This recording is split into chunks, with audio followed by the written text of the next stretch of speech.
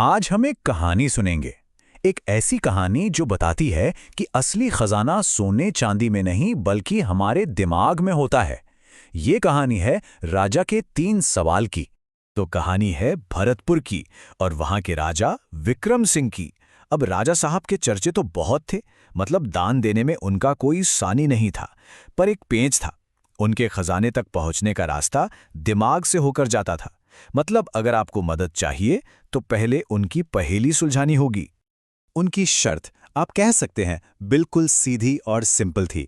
एक सही जवाब दो और जो चाहो ले जाओ, लेकिन अगर जवाब गलत हुआ तो फिर खाली हाथ ही लौटना पड़ेगा। और इसी एक शर्त ने पता नहीं कितने लोगों की किस्मत बनाई और बिगाड़ी थी। तो अब कहानी में आते हैं हमारे आज के हीरो, एक जरूरतमंद ब्राह्मण। अब देखिए, उनकी एक ही चिंता थी, बेटी की शादी करनी है, पर जेब में पैसे नहीं हैं। तो वो भी इसी उम्मीद से राजा के दरबार में पहुंचते हैं। अकेले नहीं, साथ में हैं उनके 2 होनहार बेटे, अजय और विजय। ये तीनों मिलकर अब राजा की इस दिमागी परीक्षा का सामना करने वाले हैं। चलिए, तो अब पहली परीक्षा शुरू होती है। राजा साहब सीधे ब्राह्मण की तरफ मुड़ते हैं और उनके सामने एक ऐसी पहेली रखते हैं जो सच में किसी का भी सिर घुमा दे। तो सवाल था राजकुमारी पद्मा की शादी का। उनके लिए 4 रिश्ते आए थे और भाई हर एक से बढ़कर एक। पहला था एक बहुत ही होशियार व्यापारी जो अपनी कमाई को 4 बराबर हिस्सों में बांटने में माहिर था। दूसरा, एक ऐसा विद्वान जो जानवरों और पक्षियों की भाषा तक समझ लेता था। तीसरा, एक ज्ञानी पंडित जिसे सारे वेद पुराण जुबानी याद थे। और चौथा था एक जबरदस्त योद्धा जो सिर्फ आवाज सुनकर ही तीर चला सकता था और निशाना कभी नहीं चूकता था। अब राजा ने ब्राह्मण से पूछा, तो ब्राह्मण देवता आप ही बताइए, इन चारों में से राजकुमारी के लिए सबसे सही वर कौन है? अब सवाल सुनने में तो बड़ा सीधा लगता है ना? पर इसका जवाब उतना ही टेढ़ा था, क्योंकि यह सिर्फ एक रिश्ते की बात नहीं थी, ये तो दिमाग की असली परीक्षा थी। और यहीं पर ब्राह्मण ने अपना दिमाग चलाया। उन्होंने ये नहीं देखा कि किसमें कितना हुनर है या कौन कितना काबिल है। नहीं, उनका जवाब एक बहुत ही सीधी लेकिन गहरी बात पर आधारित था। ब्राह्मण ने बड़ी शांति से जवाब दिया, महाराज, राजकुमारी एक क्षत्राणी है। उनका धर्म और कर्म दोनों एक योद्धा का है, तो जाहिर सी बात है उनका विवाह भी एक क्षत्रिय योद्धा से ही होना चाहिए। कितना सिंपल पर कितना सटीक जवाब था। राजा तो उनकी सीधी और साफ सोच से बहुत ही ज्यादा खुश हुए। तो पहला पड़ाव तो पार हो गया।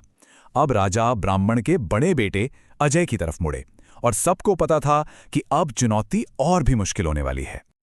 अब अजय की बारी थी। राजा ने उसे एक और कहानी सुनाई, एक गरीब किसान की और एक लालची साहूकार की। और इस कहानी में एक ऐसी शर्त थी जो सुनने में ही नामुमकिन लगती थी। साहूकार ने किसान से कहा, ठीक है, तुम्हें कर्ज तो मिल जाएगा, पर एक शर्त है, तुम मुझे एक कागज में हवा और दूसरे में आग भरकर ला दो। अब सोचिए, हवा जिसे कोई पकड़ नहीं सकता और आग जो कागज को एक पल में राख कर दे, ये शर्त थी या कोई मजाक? 1 मिनट के लिए सोचकर देखिए, एक कागज में हवा और दूसरे में आग, ये कैसे हो सकता है? मतलब ये 2 ऐसी चीजें हैं जो एक दूसरे के दुश्मन हैं और उन्हें एक नाजुक से कागज में कैद करना है, ये तो सच में नामुमकिन लगता है। तो ये सवाल सिर्फ अजय के लिए नहीं था। कोई भी सुनेगा तो यही सोचेगा कि भाई ये कैसे होगा, क्या इसका कोई हल हो भी सकता है? जवाब सुनने से पहले एक बार खुद सोचिए, क्या इसका कोई तरीका हो सकता है? और फिर आया अजय का जवाब, और क्या जबरदस्त जवाब था। उसने कहा, हवा चाहिए तो ये लीजिए कागज का पंखा, जब इसे हिलाएंगे तो ये हवा ही तो देगा। और आग चाहिए तो ये लीजिए कागज की लालटेन, ये आग को सुरक्षित भी रखती है और रोशनी भी देती है। वाह, मतलब क्या कमाल की सोच थी। अजय की इस होशियारी को देखकर तो राजा भी हैरान रह गए। 2 पड़ाव तो पार हो चुके थे। अब बारी थी आखिरी और सबसे मुश्किल सवाल की, और ये सवाल पूछा जाना था छोटे बेटे विजय से। उस वक्त पूरे दरबार की जैसे सांसें ही रुक गई थीं। देखिए, राजा का जो आखिरी सवाल था ना, वो कोई सीधी सादी पहेली नहीं थी। वो एक, आप कह सकते हैं, विरोधाभास था। एक ऐसी उलझन जिसे सुलझाने के लिए दिमाग को जरा हटके चलाना पड़ता है। राजा ने विजय से कहा, विजय जाओ और इस पूरे राज्य में 2 ऐसे आदमियों को ढूंढ कर लाओ। एक वो जिसने आज तक कभी झूठ नहीं बोला हो, और दूसरा वो जिसने आज तक कभी सच बोला ही ना हो। अब आप ही बताइए, ऐसे 2 लोग भला कहाँ मिल सकते हैं? खैर, शाम हुई और विजय दरबार में वापस लौटा। लेकिन सब लोग हैरान रह गए, क्योंकि विजय के साथ दो लोग नहीं थे, बल्कि सिर्फ एक ही इंसान था। क्या इसका मतलब ये था कि विजय हार गया?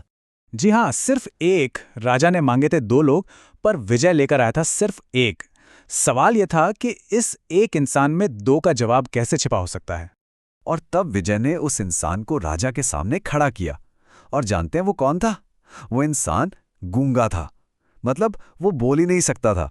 विजय ने फिर मुस्कुराते हुए समझाया, महाराज, जो इंसान बोल ही नहीं सकता, उसने अपनी पूरी जिंदगी में ना तो कभी सच कहा है और ना ही कभी झूठ बोला है। ये एक ही इंसान आपके दोनों सवालों का जवाब है। ये जवाब सुनते ही राजा अपनी राजगद्दी से खड़े हो गए। वो इतने ज्यादा खुश हुए कि उन्होंने ऐलान कर दिया, वाह, तुम्हारे पूरे परिवार की बुद्धिमत्ता ने तो हमारा दिल ही जीत लिया है। जाओ, तुम्हारी बेटी की शादी का पूरा खर्च शाही खजाना उठाएगा। ये सच में अक्ल की सबसे बड़ी जीत थी। तो इस तरह से उस ब्राह्मण परिवार ने अपनी सबसे बड़ी मुश्किल को किसी ताकत या पैसे से नहीं, बल्कि सिर्फ अपनी अक्लमंदी के दम पर हल कर लिया। और ये कहानी यही तो सिखाती है कि असली ताकत तलवार में या तिजोरी में नहीं होती, असली ताकत तो सोच में होती है। ये कहानी भले ही बहुत पुरानी हो, लेकिन इसका संदेश आज भी उतना ही नया और ज़रूरी है। आज की दुनिया को देखिए, जो हर रोज़ नई नई उलझी हुई चुनौतियों से भरी है। ऐसे में एक चतुर और तेज़ दिमाग की असली कीमत क्या होती है, ये एक सोचने वाली बात है।